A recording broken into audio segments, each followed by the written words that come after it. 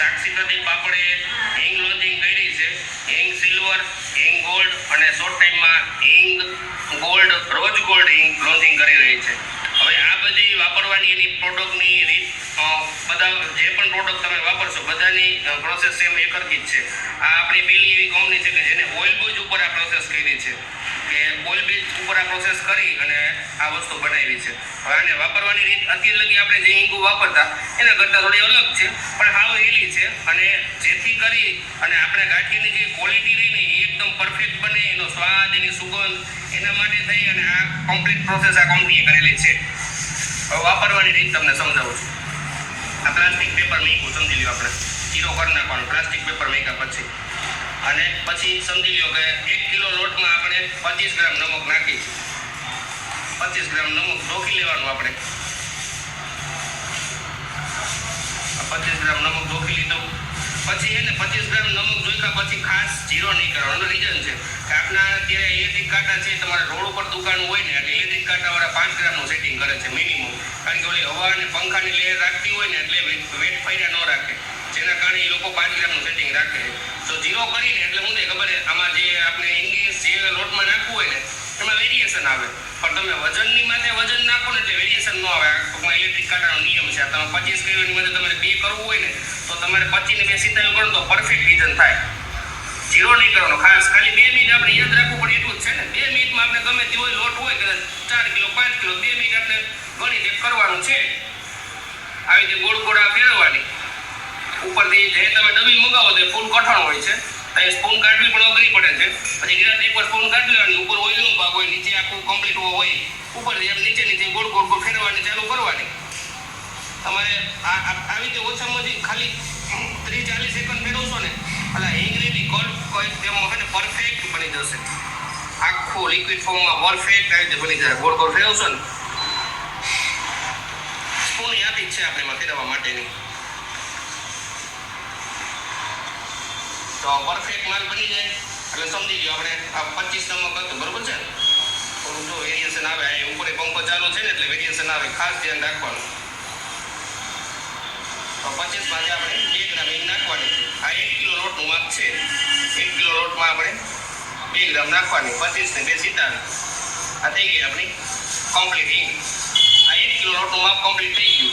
પછી આ રીતે જે તમારે લોટ પ્લસ હોય 2 કિલો 5 કિલો 10 કિલો તો હિંગ આ મુજબનું હિંગ 2 ગ્રામ પ્લસ કરવાની. નમક તો આપણે ખબર જ છે, તમે બધા પ્લસ કરો છો એ રીતે નમક પ્લસ કરો છો, એ રીતે હિંગ પ્લસ કરવાના. પણ એક ખાસ વિનંતી આપણે કે ભાઈ તમે જીરો ન કરતા નમક જોખ્યા પછી, જેથી કરીને આપણે વેરિએશન ન આવે.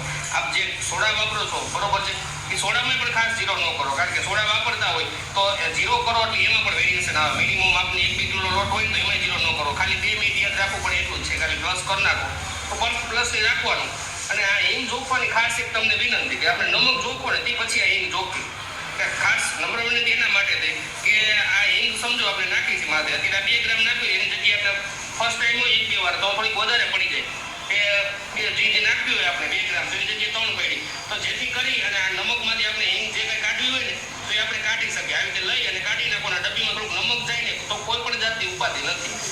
સમજાણું? પણ તમે જો નમક પછી સોડા જોખી નાખો પછી નાખો તો સોડાનો ભાગ આમાં ડબી જાય ને તો હિંગને શું ઇફેક્ટ કરે. એટલે ખાસ એક કે નમક જોઈકા પછી તમારે હિંગ જોખવી અને હિંગ પછી માથે સોડા જોખી નાખો એટલે આપણે હિંગની તો પરફેક્ટ થઈ ગયું માપ, નમકનું માપ પરફેક્ટ થઈ ગયું અને પછી સોડા જોખો એટલે કોઈ પણ જાતની આપણે ઉપાધિ ન રહે અને પરફેક્ટ તમારી ક્વોલિટી બને.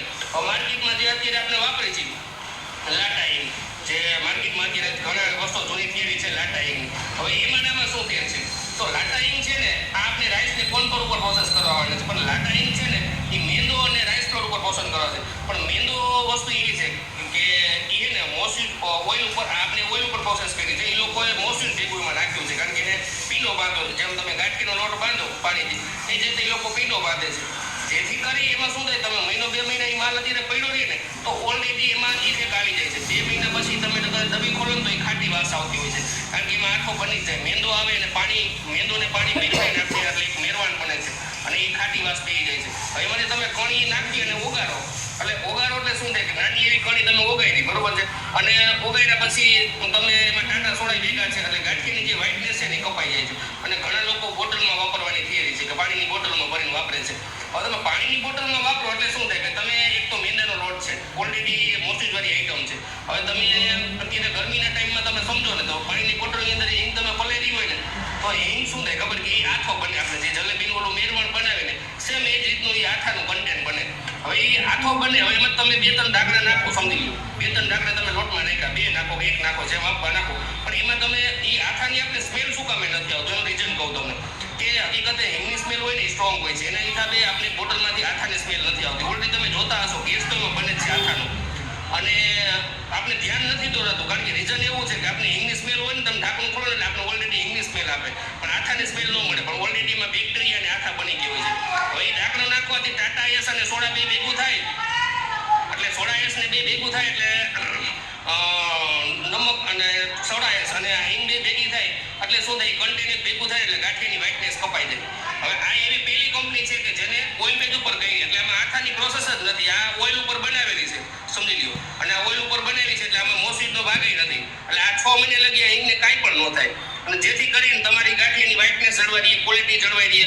હિંગરસનું કામ શું કે ગાંઠિયાની ફીચર લાઈફ વધારવી, પણ અત્યારમાં જે આજે હાલની છેલ્લે 20-25 વર્ષથી આ હિંગ જે પ્રોસેસનો જે આખો જે ચેન્જીસ હતો ને એ આખો ચેન્જીસ થઈ ગયો, કારણ કે હિંગની પ્યોરની માર્કેટ વધવા માંડી, એના હિસાબે હિંગના કન્ટેનમાં ઘટવા માંડ્યા અને લોટના કન્ટેન વધવા માંડ્યા, એટલે હકીકતે આપનો માલ એને ડેમેજ થવા માંડ્યો છે. એટલે ખાસ નમ્ર અપીલ કે તમે આ વસ્તુ વાપરવાથી બેનિફિટ, સ્વાદ, સુગંધ આ તમે ફ્રેશ વાપરો ને, તમે લોટ બાંધો ને 2 થી 5 મિનિટમાં પાણી મારી એટલે આની જે ફ્રેગ્રન્સ છે ને તમે દીવના કરતાં 4 ગણી ફ્રેગ્રન્સ થઈ જાય એક રસની, કારણ કે ફ્રેશ ઓપરાની પાણીની અંદર વોટરની અંદર કોઈ પણ વસ્તુ રહે ને એટલે વોટર છે ને એની સ્મેલ રહી ને એ ડાઉન કરે છે.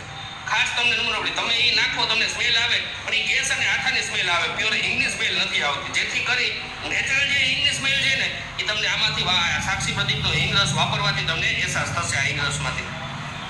આપ સૌ ગ્રાહક મિત્રોને